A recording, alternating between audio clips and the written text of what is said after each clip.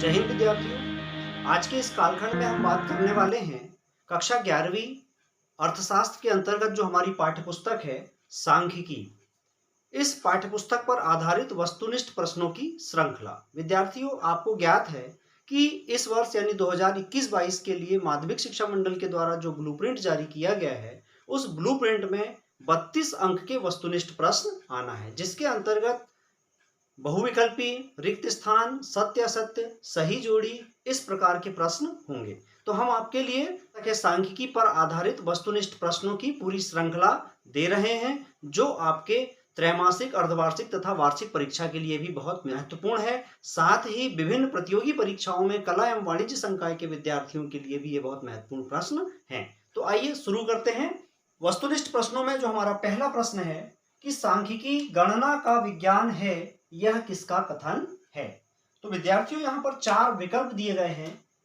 विकल्प A L बाउले, professor king, professor martial तथा प्रोफेसर हॉरेस सेक्राइस्ट। तो इसका जो सही उत्तर है वह है ए एल बाउले।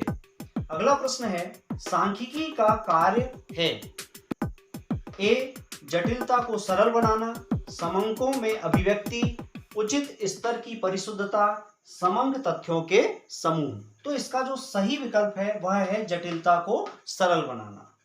प्रश्न क्रमांक 3 है, सांख्यिकी रिक्त स्थान है ए केवल कला है, केवल विज्ञान है, विज्ञान एवं कला दोनों है, ना विज्ञान है ना कला है। तो विद्यार्थियों, इसका सही उत्तर है विज्ञान एवं कला दोनों है। प्रश्न क्रमांक 4, निम्न में से क्या सत्य है? ए साधन सीमित होते हैं, आवश्यकताएं असीमित होती हैं, दोनों सत्य हैं, दोनों असत्य हैं। तो विद्यार्थियों, आपको पता है कि सभी प्रकार की अर्थव्यवस्था में सभी व्यक्तियों के लिए साधन सीमित होते हैं तथा आवश्यकताएं असीमित होती हैं। तो ये दोनों ही कथन सत्य हैं, यानी यहाँ पर विकल्प सी सही है।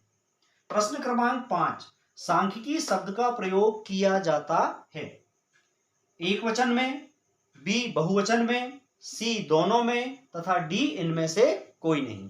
तो सही उत्तर है सी दोनों में, यानी सांख्यिकी एक वचन तथा बहुवचन दोनों में ही प्रयुक्त की जाती है। अब इकाई 2 जिसमें कि अध्याय 2, 3 व 4 अर्थात आंकड़ों का संग्रह, आंकड़ों का संगठन व प्रस्तुतिकरण, ये जो 3 अध्याय हैं, तीनों अध्याय इकाई 2 के अंतर्गत हैं। इसमें जो वस्तुनिष्ठ प्रश्न है, जब आंकड़ों का वर्गीकरण समय के आधार पर किया जाता है तो इसे कहते हैं। 4 विकल्प हैं। विकल्प ए भौगोलिक वर्गीकरण, बी समय अनुसार वर्गीकरण, सी गुणात्मक वर्गीकरण तथा डी मात्रात्मक वर्गीकरण। तो स्वाभाविक है कि जब वर्गीकरण समय के आधार पर होगा तो इसे हम क्या कहेंगे? समय अनुसार वर्गीकरण। विद्यार्थियों, इसके स्थान पर कालिक वर्गीकरण शब्द का भी प्रयोग होता है। कालिक वर्गीकरण या समय अनुसार वर्गीकरण। अगला प्रश्न है, आंकड़ों को विशेषताओं के आधार पर वर्गीकृत किया जाता है तो इसे कहते हैं, क्या कहते हैं?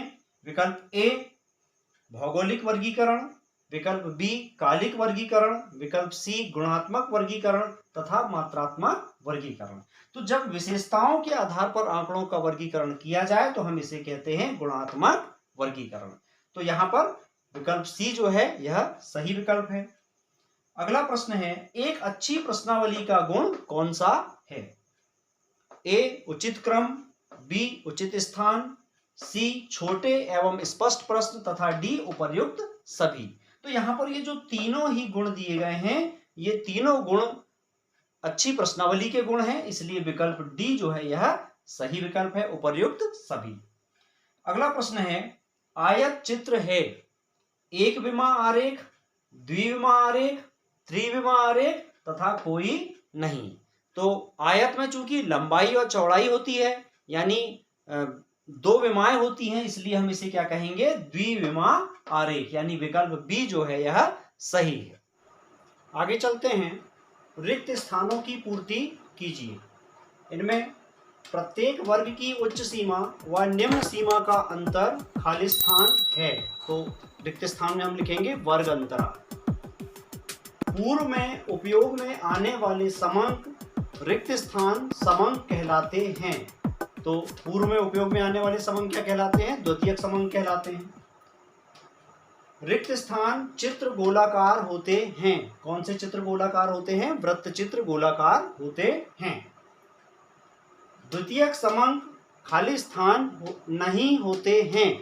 तो द्वितीयक समंक कैसे नहीं होते हैं? मौलिक नहीं होते हैं। तो रिक्त स्थान में हम मौलिक लिखेंगे।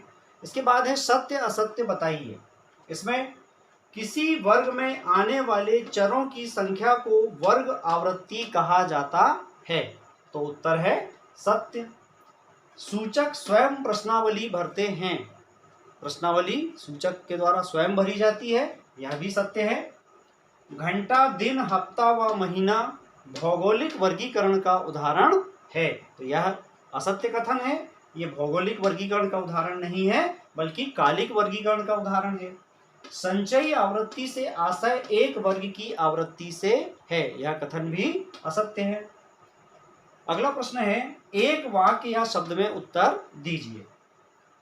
मध्य मूल्य ज्ञात करने का सूत्र लिखिए। तो मध्य मूल्य ज्ञात करने का सूत्र है L1 प्लस L2 बटे 2, यानी वर्ग की उच्च सीमा धन वर्ग की निम्न सीमा के बटे 2।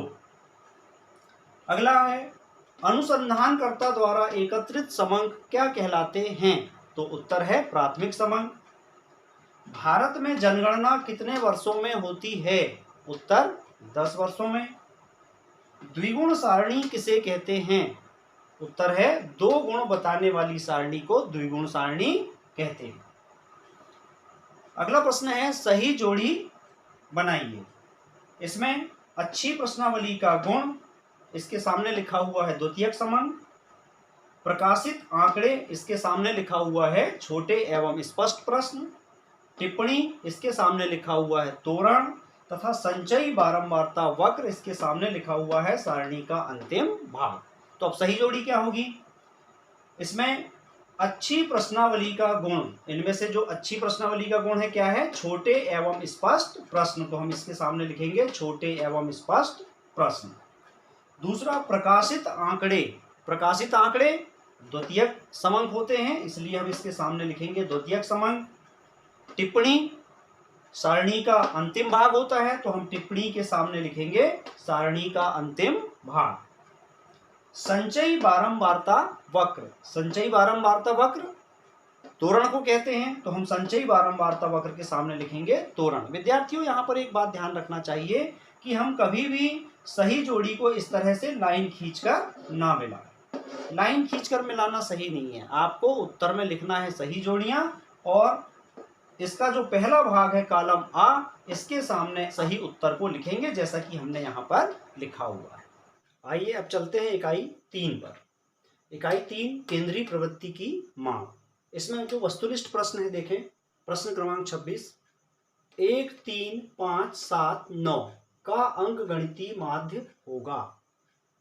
A 4, B 5, C 6 और D 7।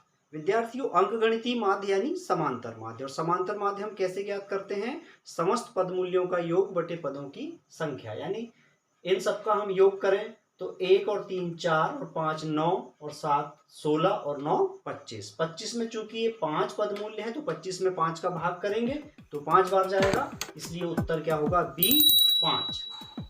अगला प्रश्न है, वर्ग अंतराल 70 80 का मध्य मूल्य होगा। A 70, B 75, C 80, D 85। तो मध्य मूल्य में वर्ग की निम्न सीमा धन वर्ग की उच्च सीमा का योग बटे 2, यानी 70 और 80 के बीच की जो संख्या है, यानी 75 इसका मध्य मूल्य होगा। अगला प्रश्न, बहुलक वह मूल्य है जिसकी आवृत्ति होती है। A 0, B अनंत, C अधिकतम तथा D प्रमाप विचलन। तो बहुलक वह मूल्य होता है जिसकी आवृत्ति अधिकतम होती है। अगला प्रश्न है, इनमें से कौन केंद्रीय प्रवृत्ति का माप नहीं है? A समांतर माध्य, B बहुलक, C माध्यिका तथा D प्रमाप विचलन। तो हमें मालूम है कि समांतर माध्य, बहुलक तथा माध्यिका ये केंद्रीय प्रवृत्ति की माप है। तो केंद्रीय प्रवृत्ति की माप कौन नहीं है? प्रमाप विचलन। तो उत्तर हम लिखेंगे यहाँ D। रिक्त स्थान वाले प्रश्न देखें। केंद्रीय प्रवृत्ति की सर्वश्रेष्ठ माप खाली स्थान है। तो सर्वश्रेष्ठ माप क्या है? समांतर माध्य। और सर्वश्रेष्ठ माप समांतर माध्य क्यों है? क्योंकि समांतर माध्य ज्ञात करने के लिए समंक श्रेणी के सभी पद मूल्यों का प्रयोग किया जाता है, इसलिए हम केंद्रीय प्रवृत्ति की सर्वश्रेष्ठ माप समांतर माध्य को कहते हैं। माध्यिका को ज्ञात करने के लिए श्रेणी को खाली स्थान क्रम में व्यवस्थित करना होता है। तो माध्यिका ज्ञात करने के लिए हम क्या करते हैं? श्रेणी को या तो अवरोही क्रम में या आरोही क्रम में व्यवस्थित करते हैं। तो आरोही या अवरोही क्रम में व्यवस्थित करना होता है। रिक्त स्थान में लिखेंगे। अगला रिक्त स्थान वाला प्रश्न है, समंक माला में सर्वाधिक बार आने वाले मूल्यों को खाली स्थान कहते हैं। तो समंक माला में सबसे अधिक बार आने वाले पद मूल्य को बहुलक कहते हैं। अगला प्रश्न, वर्ग 25 से 30 में वर्ग अंतराल रिक्त स्थान है। तो 25 से 30 में वर्ग अंतराल क्या है? 5 है। 30 में से हम 25 को घटाएंगे, वर्ग की उच्च सीमा में से निम्न सीमा को घटा देंगे, तो जो अंतर है वह है 5। सत्य सत्य वाले प्रश्न देखें। माध्यिका वह मूल्य है जिसकी आवृत्ति सबसे अधिक बार होती है। तो सबसे अधिक बार जिसकी आवृत्ति होती है वह माध्यिका नहीं होता, यानी यह कथन असत्य है। माध्यिका को स्थिति संबंधी माध्य कहा जाता है, यह सत्य कथन है। माध्यिका को स्थिति संबंधी माध्य क्यों कहा जाता है? क्योंकि यह समंक श्रेणी का बीच वाला पद होता है, यानी समंक श्रेणी में माध्यिका वह पद मूल्य होता है जिसके पहले तथा बाद में समान संख्या में पद मूल्य होते हैं। अगला है, माध्य का चित्रमय प्रदर्शन संभव है, यह कथन असत्य है। अगला प्रश्न है, 3 4 3 5 5 3 2 संख्याओं का बहुलक 5 है। तो बहुलक किसे कहेंगे? जिसकी आवृत्ति अधिक बार है। तो आवृत्ति यहां देखिए कि 3 1 2 और 3 बार आया है, तो 3 की आवृत्ति 3 है, लेकिन 5 की आवृत्ति क्या है? 5 2 बार आया है, तो 5 की आवृत्ति 2 है। तो यहाँ पर बहुलक 5 है, यह कथन असत्य है। बहुलक यहाँ 3 है, तो हम लिखेंगे उत्तर असत्य। आइए अब चलते हैं आगे इकाई 3 के शेष वस्तुनिष्ठ प्रश्नों पर। देखें, प्रश्न क्रमांक 38 है, निम्नलिखित श्रृंखला को अवरोही क्रम में क्रमबद्ध करो। संख्याएं दी हुई हैं 516, 18, 02, 13, 15, 03, 19, 17, 20। इसको हमें क्या करना है? अवरोही क्रम में व्यवस्थित करना है। तो अवरोही क्रम अर्थात घटता क्रम। तो घटते क्रम में लिखने के लिए हम क्या करेंगे? सबसे पहले बड़ी संख्या को लिखेंगे। तो अवरोही क्रम में 516, फिर 20, 19, 18, 17, 15, 13, 03 और 02। अगला प्रश्न है, व्यक्तिगत श्रेणी में माध्यिका की गणना का सूत्र लिखिए। व्यक्तिगत श्रेणी अर्थात जिसमें व्यक्तिगत पद मूल्य दिए होते हैं। तो इसमें माध्यिका की गणना करने के लिए सूत्र है m बराबर n धन 1/2वां पद। यानी जो पदमूल्यों की संख्या है उसमें हम 1 जोड़ देंगे और 2 से भाग कर देंगे, तो जो संख्या आएगी उस नंबर का पद जो है वह माध्यिका होगा। सतत श्रेणी में समांतर माध्य ज्ञात करने का सूत्र लिखिए। सतत श्रेणी में समांतर माध्य ज्ञात करने के लिए बार x बराबर सिग्मा mf बटे n। तो यहाँ पर जो स्मॉल m है ये क्या है? ये वर्ग का मध्यमान है। प्रत्येक वर्ग के मध्यमान का हम आवृत्ति से गुणा कर देंगे और उसका योग करेंगे, तत्पश्चात उसमें n से भाग कर देंगे। माध्यिका का एक लाभ लिखिए। माध्यिका का एक लाभ क्या है? कि यह सरल है, गणना करने में आसान है, साथ ही माध्यिका की गणना निरीक्षण से भी संभव है। अगर समंक श्रेणी में ज्यादा पदमूल्य नहीं है, बहुत लंबी श्रेणी नहीं है, तो हम अवलोकन करके ही माध्यिका ज्ञात कर सकते हैं। अब अगले जो प्रश्न है वह है सही जोड़ी बनाइए। सही जोड़ी बनाइए में कॉलम आ में एक अच्छे औसत का गुण, इसके सामने लिखा हुआ है कॉलम बा में अधिकतम। बहुलक वह मूल्य है जिसकी आवृत्ति, सामने लिखा हुआ है सरलता। संचयी आवृत्ति, इसके सामने लिखा हुआ है पदों की संख्या, तथा आवृत्ति इसके सामने लिखा हुआ है माध्यिका। तो यहां पर आप देखें कि एक अच्छे औसत का गुण, एक अच्छे औसत का गुण क्या है? सरलता। तो हम इसके सामने लिखेंगे सरलता।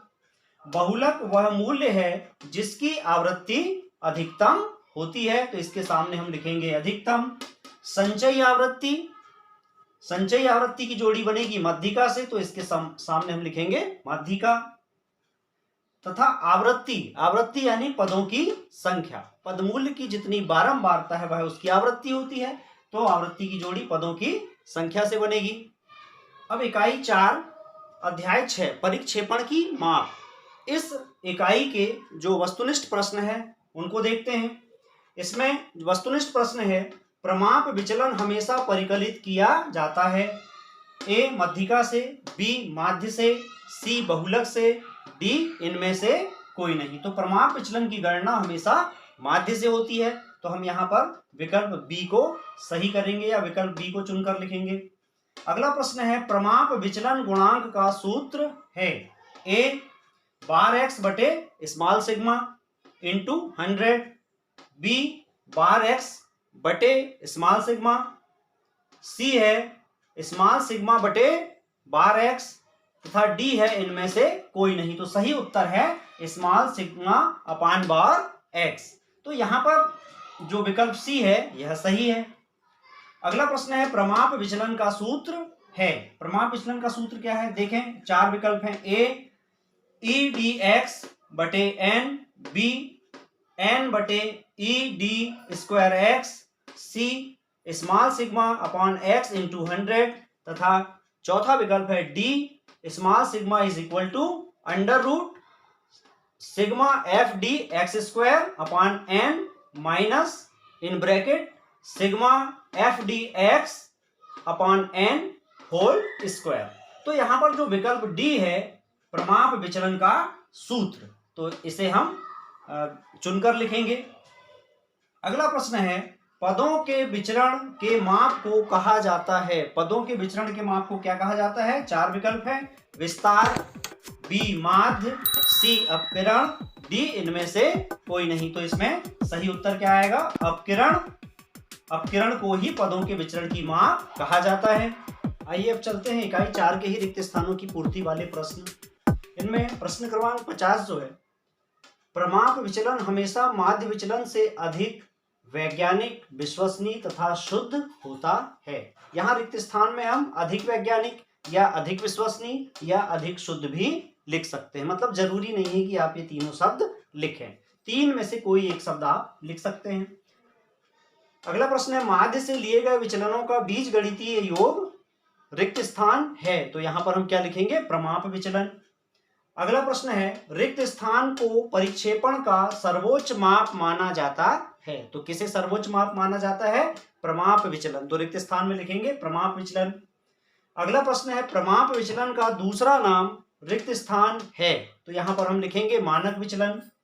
अगला प्रश्न है, विचलनों के वर्गों का योग न्यूनतम होगा जब वह लिया जाए, कहां से लिया जाए, पद विचलन विधि से। अगर हम पद विचलन विधि से विचलनों का वर्ग लेते हैं तो चूंकि हम विचलनों के वर्ग को उनके समापवर्तक से भाग कर देते हैं, इसलिए वर्गों का योग कैसा होता है, न्यूनतम होता है। अगला प्रश्न है, वक्र के आकार में परिक्षेपण प्रस्तुत करने वाली आरेखी विधि को रिक्त स्थान कहते हैं, क्या कहते हैं, लॉरेंज वक्र कहते हैं, तो यहां हम लॉरेंज वक्र लिखेंगे। अगला प्रश्न जो इकाई 5 जिसमें कि अध्याय 7 सहसंबंध, अध्याय 8 सूचकांक तथा अध्याय 9 सांख्यिकी विधियों के उपयोग, इन तीनों अध्यायों को इकाई 5 में शामिल किया गया है। इससे जो विकल्प वाले प्रश्न हैं उनमें देखें, सहसंबंध गुणांक सदैव होता है, विकल्प ए 1 से अधिक, बी 1 से कम, सी ऋण 1 और धन 1 के बीच, तथा डी ऋण 2 व धन 2 के बीच। तो इसमें जो सही आंसर है वह है विकल्प सी ऋण 1 व धन 1 के बीच।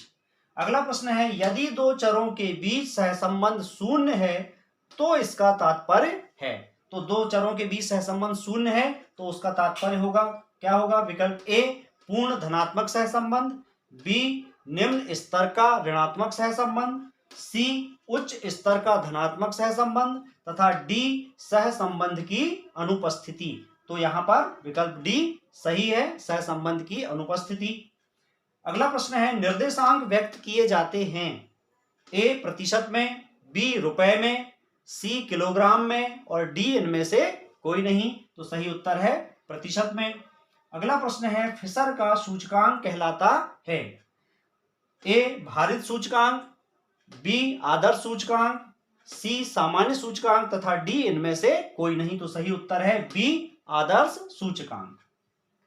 अगला और अंतिम प्रश्न है, वर्तमान वर्ष का मूल्य दर्शाया जाता है। जब हम निर्देशांकों की गणना करते हैं तो वर्तमान वर्ष का मूल्य किस प्रकार प्रदर्शित किया जाता है? विकल्प ए P1, विकल्प बी P0, विकल्प सी Q1 तथा विकल्प डी Q0। तो हम वर्तमान वर्ष के मूल्य को P1 से प्रदर्शित करते हैं।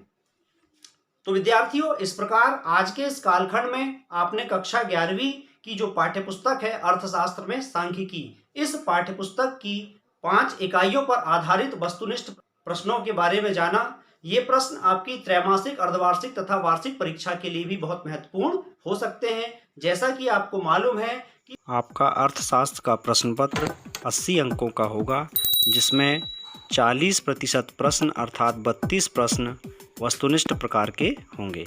तो आज के इस कालखंड में बताए गए इन 60 प्रश्नों से आपको इन 32 अंकों की तैयारी में मदद मिलेगी। हम अपने अगले वीडियो में अर्थशास्त्र की दूसरी पुस्तक भारतीय अर्थव्यवस्था का विकास पर आधारित शेष इकाइयों के वस्तुनिष्ठ प्रश्नों की श्रृंखला लेकर आएंगे। तो मिलते हैं अगले वीडियो में, तब तक के लिए नमस्कार, जय हिंद।